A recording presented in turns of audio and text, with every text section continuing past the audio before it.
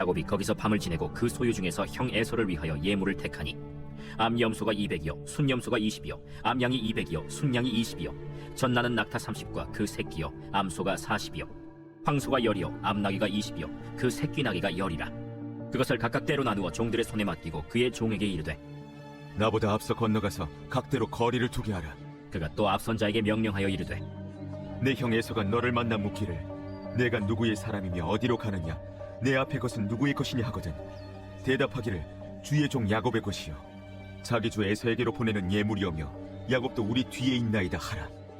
그 둘째와 셋째와 각대를 따라가는 자에게 명령하여 이르되 너희도 에서를 만나거든 곧 이같이 그에게 말하고 또 너희는 말하기를 주의 종 야곱이 우리 뒤에 있다 하라. 내가 내 앞에 보내는 예물로 형의 감정을 푼 후에 대면하면 형이 혹시 나를 받아주리라.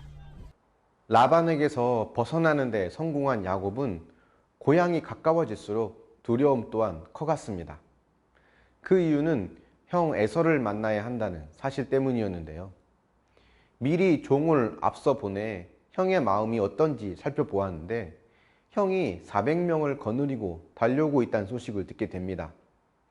이것은 아직 형 에서의 분노가 사라지지 않았다는 것을 뜻하죠. 그러자 야곱은 마하나임에서 밤새 기도합니다.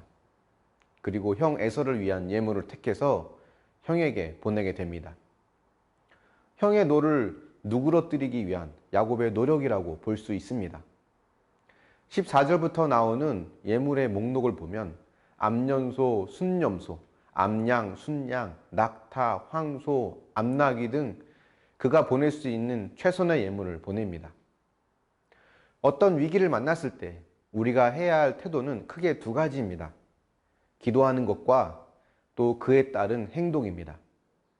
자신의 기도가 이루어질 것에 대한 소망이 있고 믿음이 있다면 그 소망과 믿음은 기도하는 자로 하여금 어떤 행동을 하게 합니다.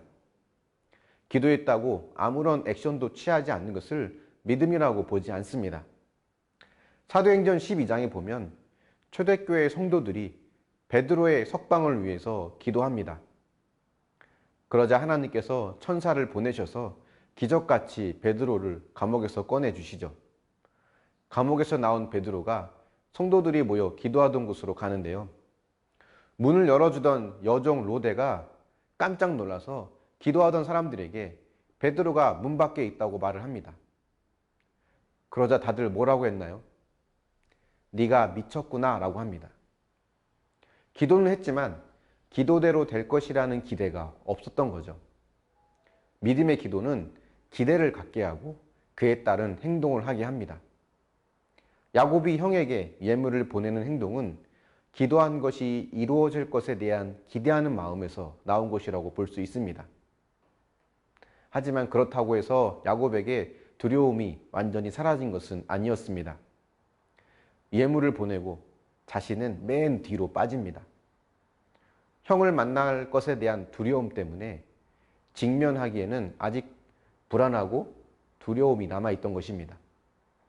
사실 이런 야곱의 모습은 오늘 우리의 모습과도 비슷합니다. 우리도 위기를 만나면 기도하면서 문제를 해결하려고 하죠. 하지만 그때는 두려움과 기대가 뒤섞여 있습니다. 그것이 솔직한 우리의 마음이라고 할 수 있죠. 중요한 것은 그 두려움과 기대가 우리로 하여금 더 기도하게 하고 하나님을 경험하게 한다는 것입니다. 주님은 두려운 마음을 가진 자에게 기도를 통해 평안함과 담대함을 주길 원하십니다. 야곱에게는 기대와 두려움이 있었지만 두려움이 더 컸던 것 같습니다. 예물을 보내고 그 뒤에 숨는 모습을 통해 그의 마음을 볼 수 있는데요. 야곱이 왜 에서와 직면하는 것을 두려워했을까요? 물론 에서가 지난 야곱의 속임수에 대한 보복을 하는 것이 두렵기도 했겠지만 무엇보다 에서는 곧 야곱 자신의 삶의 결론이고 또한 야곱의 또 다른 모습이기 때문입니다. 우리의 죄성은 우리의 죄를 인정하고 우리의 죄를 직면하기를 주저하게 만듭니다. 끝까지 죄가 드러나지 않고 지나가기를 바라죠. 하지만 에서는 옛 야곱의 모습이 되어 달려오고 있고 야곱은 그 옛 야곱의 모습으로 달려오는 에서와 직면하기를 두려워합니다. 이 두려움은 나를 십자가에 못 박는 자기 부인이 있을 때 해결될 수 있습니다. 나의 수치스럽고 부끄러운 모습을 직면하고 인정하는 자기 부인이 두려움을 종식시키고 참 자유함을 얻게 합니다. 그런데 우리는 절대 우리 힘으로 죄를 인정하고 직면하지 못합니다.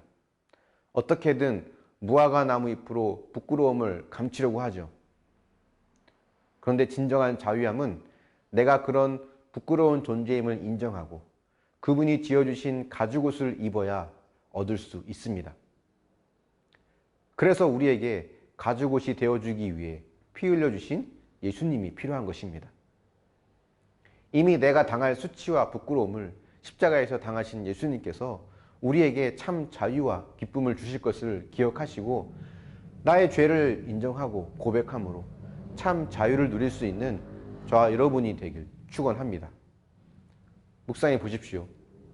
예물 뒤에 숨는 야곱처럼 교양과 기질, 성공과 명예 뒤에 숨는 내 안의 야곱 같은 모습은 무엇입니까? 아직도 인정하고 싶지 않은 죄가 있습니까? 기도하겠습니다. 사랑의 하나님, 야곱이 에서를 만나길 주저하는 모습 속에 하나님, 우리의 모습을 좀 보게 됩니다.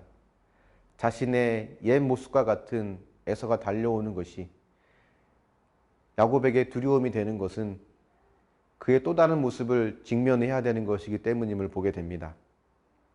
하지만 주님, 우리의 그 모습을 인정하고 자백하고 하나님께서 주시는 참된 위로와 평안을 통해서 진정한 자유함을 얻기를 원합니다.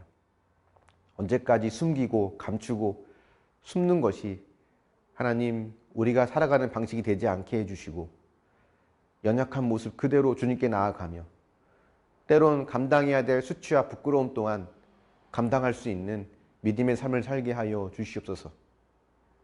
그것이 십자가에 나를 못 박는 자기 부인의 삶이며 그것을 통해서만이 참 자유함을 누릴 수 있음을 믿습니다. 그 진정한 자유함이 우리 삶 가운데 있게 하여 주셔서 하나님 앞에 믿음으로 나아가는 하나님의 자녀가 될 수 있도록 인도하여 주시옵소서. 감사드리며 예수님의 이름으로 기도합니다.